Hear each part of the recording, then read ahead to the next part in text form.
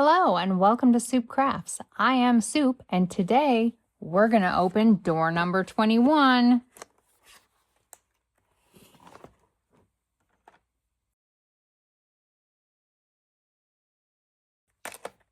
Well, this is a tiny little door. I'm going to guess it's not an embossing folder.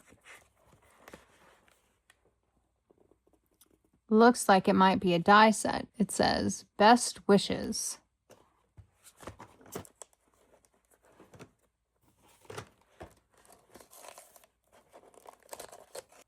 Let's see what we got.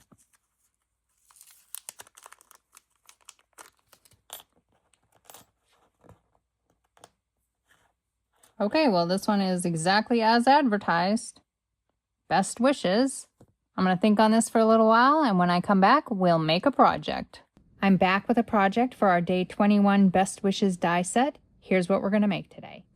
You could really use best wishes for anything, but here's where my mind goes. The stamp set that we're going to use today comes from the toy aisle. This is a Melissa and Doug wooden stamp set. Yeah, toy aisle. So to line up these wooden blocks, I have a Make Art tool. I took my Spellbinders ruler tape, I cut it at 0, and then I just lined it up. I know that I want my volcano to be about 1.25 inches up, so I'm going to line this up on the mark just below 1.25 inches, so 1/8 of an inch below there. And I know that there's a little bit of space on the side over here. And so I want it close to the edge, not exactly on the edge, but close to the edge. I'm going to line that up just at the edge of the shorter tick marks on my ruler. So 1 inch and just below 1/4, pardon my head, and then lining my guide up against the tick marks. And now I should be able to just line this up there and stamp my wooden block down. And I want that just to be a little bit darker, and since I can line it up, I'm going to restamp it. Okay, and that's good. Now I want my dinosaur to be approximately 1/4 of an inch up from the bottom. And I know that if I line this 3 up, then this lines up with my numbers on the side. 3 and this line up. And I want it to be over about 2 tick marks in is where it ends up lining up. So I'm going to mark the 3 to the mark just below 1/4 of an inch, or just there around 1/4 of an inch. And I'm going to move it over so that I've marked it on here where it works best for me. If you're just doing one of these, you probably don't need to go through all of this work, but since I was doing several, I'm a big fan of making templates and systems for multiples. Next, I'm going to take my 0.1 micron pen and extend this line from the volcano. So I need a little bit in the back, and then I need some over here by the dinosaur, and just a little bit in between the volcano and the dinosaur. Okay, next I've made a template for my cracked earth, and I'm just going to line this up. And I like to do this in pencil first, that way I can make any corrections that need to be made if I want to, or if I mess it up, then it's okay. If I mess up, I can erase it. Okay, and I'm just going to run some straight lines from the points. Wherever there's a point, I'm going to put a straight line down. I'm leaning it a little bit backwards, not very much. And the same thing over here, leaning it in just a little bit. Okay, and I actually think those look pretty good. Now I'm going to take my micron pen, again the 0.1, and I'm just going to go over these lines. If you're brave, you could probably start out with the micron pen and not do the pencil. I'm not brave. Now I'm just going to erase my pencil marks. Now I have a Prismacolor colored pencil in the color Poppy Red, and I'm just going to color in my lava. I went ahead and sharpened my pencil first so I know where the point is. The hard part about using colored pencils is the point changes as you use the pencil. So you put it down, but you don't really know where the point is. I'm sure you all probably already know that. Okay, now for the lava in here, I'm just going to draw it in, and then I'm going to color it in.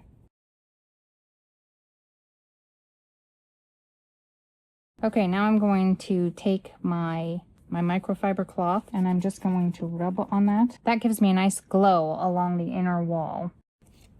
And now, since this is just pencil, I can erase off of the top. so that the surface is clean.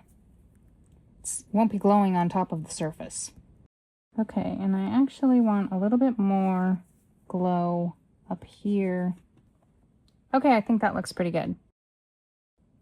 I've made myself another stencil for the smoke. I just used a cloud die. Unlike with the clouds, where we want the nice billowy puffy clouds, we use the cloud portion. We're using the inverse for the smoke. So this stamp has this little cloud up above there, and it just fits perfectly in that spot there, and so that's what I'm using. And I've got my silicone mat to hold my paper, and I'm going to tape the edge of my stencil down. I've got my Distress Oxide Black Soot off to the side here, magneted in so that it doesn't move when I go to pick it up on my brush. Now I'm just going to blend this on. This first layer will be the lightest layer, so I am not going to pick up a lot of extra ink. I just want to smooth out what I've got on there.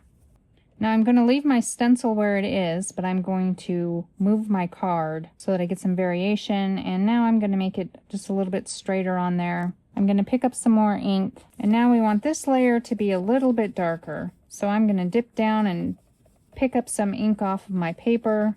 As I add more ink, I'm going to start on my stencil and then move up. This leaves some ink on my stencil, even though it's just paper. I can tell that I am still picking that up, and so I'll dip down and pick some up and drag it up onto my card.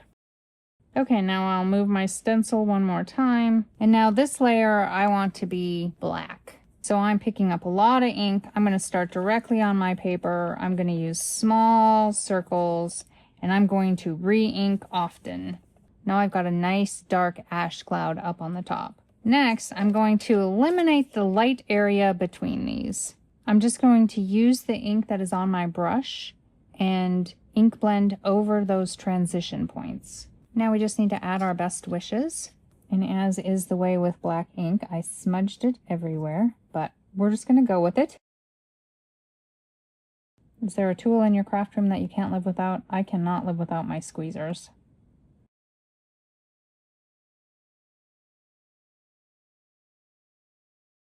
Okay, now the last thing that I'm going to do is take an orange glitter gel pen, and I'm just going to go along the lava. And in my stream, I'm just going to run several lines down.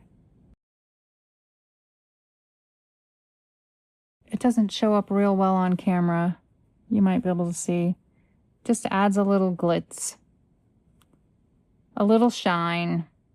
Here are all the iterations of the Best Wishes ATC that I made. I didn't like it very much on the gray. I had some schmutz on this one, so I added some gems. I don't know. What do you think? Here's the one that we made together today. Best wishes to you in whatever it is that you're dealing with. Thanks for watching. Bye.